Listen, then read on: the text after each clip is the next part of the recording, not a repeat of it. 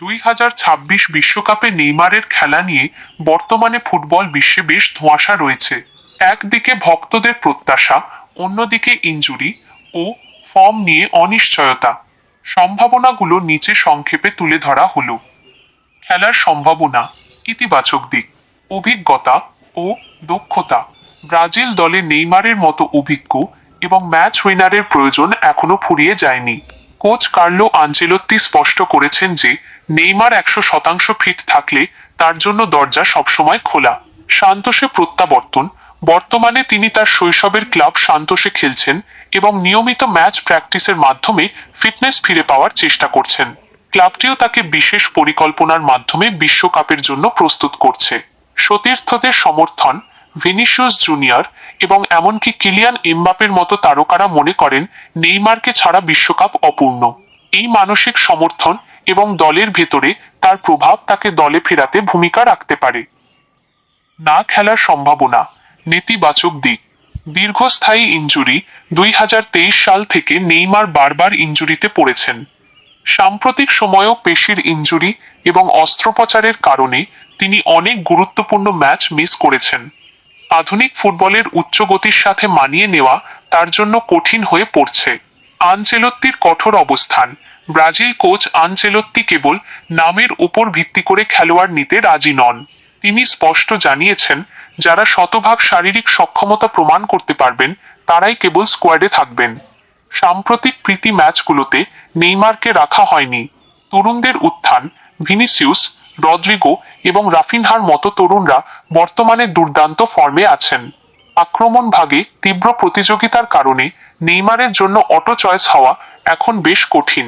CBF এর সাথে দূরত্ব, কিছু সংবাদ মাধ্যমের দাবি অনুযায়ী ব্রাজিল ফুটবল ফেডারেশনের সিবিএফ কর্তাদের সাথে নেইমারের সম্পর্ক আগের মতো নেই, যা তার দলে ফেরার পথ জটিল করে তুলছে।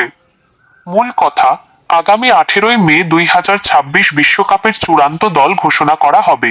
এর আগে সান্তোসের হয়ে নেইমার কেমন পারফর্ম করেন এবং নিজেকে কতটা ফিট রাখতে পারেন তার উপরই নির্ভর করছে তার শেষ বিশ্বকাপ ভাগ্য।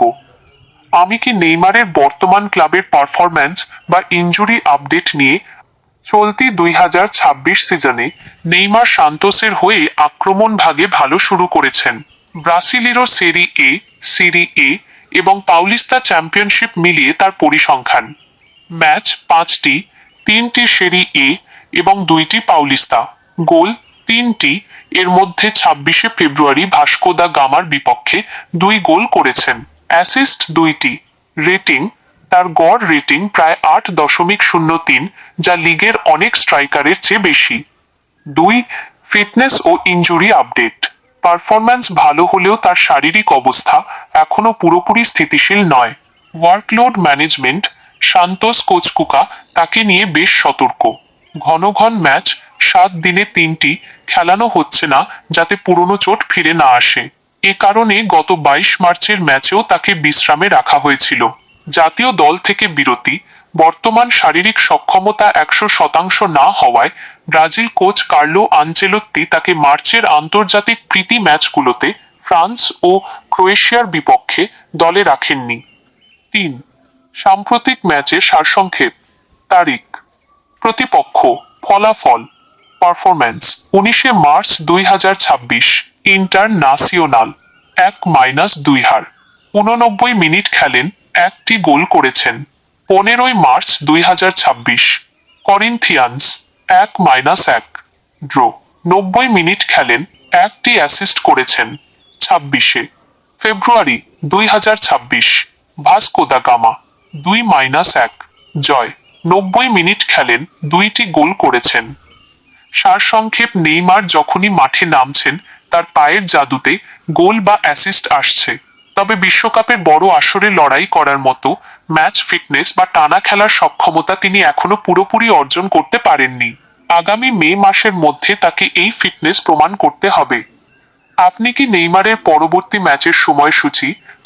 ফ্লুমিনেন্স, তারিখ 5 এপ্রিল 2026 বাংলাদেশ সময় ভোর 5:30 টুর্নামেন্ট ব্রাসিলিরো সেরি এ, Campeonato Brasileiro Serie A. Venue Estadio Vila Belmiro, সান্তোসের হোম গ্রাউন্ড। 2. সান্তোসের বর্তমান অবস্থা। Point table. 2026 সিজনে নেইমারের প্রত্যাবর্তনের পর সান্তোস বেশ ভালো ছন্দে আছে। অবস্থান সেরি এ টেবিলের বর্তমানে চতুর্থ স্থানে রয়েছে। সাম্প্রতিক ফর্ম গত 5 ম্যাচে 2 জয়, 2 ড্র এবং 1 হার। নেইমারের প্রভাব, নেইমার মাঠে থাকলে দলের গোল করার হার প্রায় 30% বেড়ে যাচ্ছে। বিশেষ করে ঘরের মাঠে সান্তোস এখন পর্যন্ত অপরাজিত। 3. নেইমারের প্রস্তুতির খবর। সান্তোসের মেডিকেল টিম জানিয়েছে 5 এপ্রিলের ম্যাচের জন্য নেইমারকে বিশেষ ট্রেনিং সেশনে রাখা হয়েছে। যেহেতু মার্চ মাসের আন্তর্জাতিক বিরতিতে তিনি জাতীয় দলে ছিলেন না, তাই এই সময়টা তিনি নিজের স্ট্যামিনা বাড়ানোর কাজে লাগিয়েছেন।